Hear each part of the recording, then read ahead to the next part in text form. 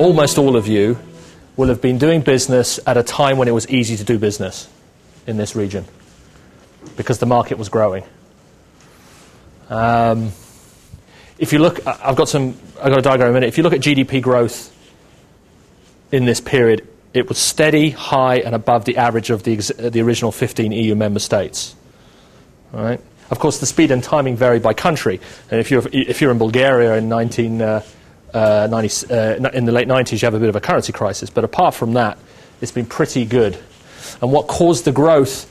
A couple of things. First of all of the economies in this region agreed upon the IMF recipe, which Stuart put up on the board for you there, which is macroeconomic liberalisation, currency conversion, elimination of capital controls, free trade, and all that kind of good stuff. And generally, there was cautious deregulation and privatisation.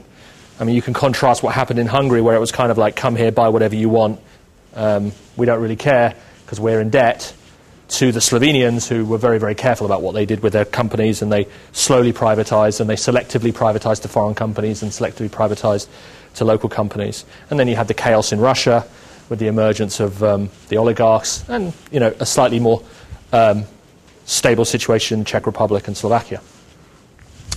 Another thing was that, of course, everyone was waiting for EU accession. So all of the companies in this region were kind of setting themselves up for EU accession, either as multinational corporations locating in Central and Eastern Europe because it was cheaper to sell back to Western Europe, and the companies from this region getting ready for the new competition. So whichever way you look at it, everyone was getting ready for this sort of growth period. And company strategies were aligned on that basis.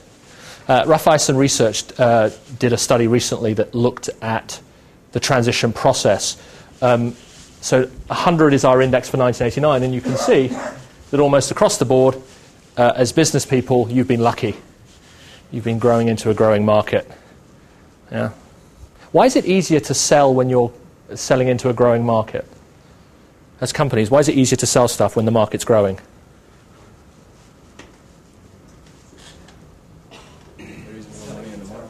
There's more money in the market, yeah.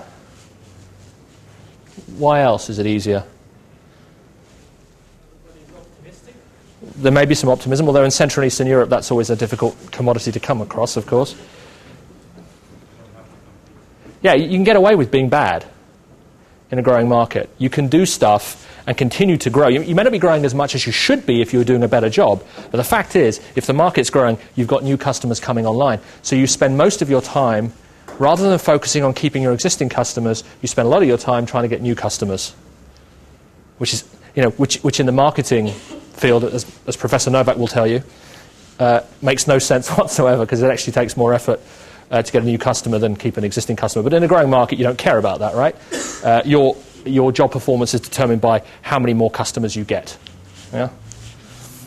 This is another one. This includes the Baltic countries, and again, you can see above trend growth, certainly above the EU 15 for much of the period.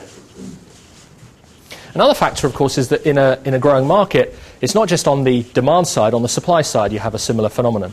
So your factor markets are relatively loose, and your salaries are relatively low compared to Western Europe and North America. So again, you can basically continue to be successful because you're cheap, right? And cheapness has a certain value for a while, right? When that market's growing. And of course, what you also had in this region is you had the multinational companies bringing in technology and market-based logic. So I mean, when we started out 20-odd years ago, there were virtually no MBAs in the marketplace, whereas today we've got a lot of MBAs in the market, a lot of programs offering MBA programs. So we've seen a significant development in that area. And we've also seen through the privatization process significant restructuring that's taken place. Again, foreign capital, foreign ideas, foreign business practices coming into the region and transforming what we do. And then Stuart's area of expertise, we've also seen a rise in real estate prices. And it's kind of interesting because if you look at different countries, you see different effects.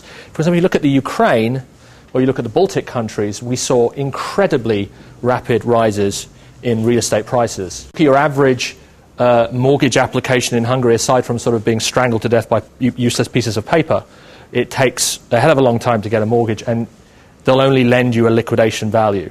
Whereas if you say, look at the Ukraine or some of the other Baltic countries, they were lending much higher loan-to-value ratios. So more credit played a role. Second factor is that the stock of decent real estate in those countries wasn't as high as the stock of decent real estate in Hungary.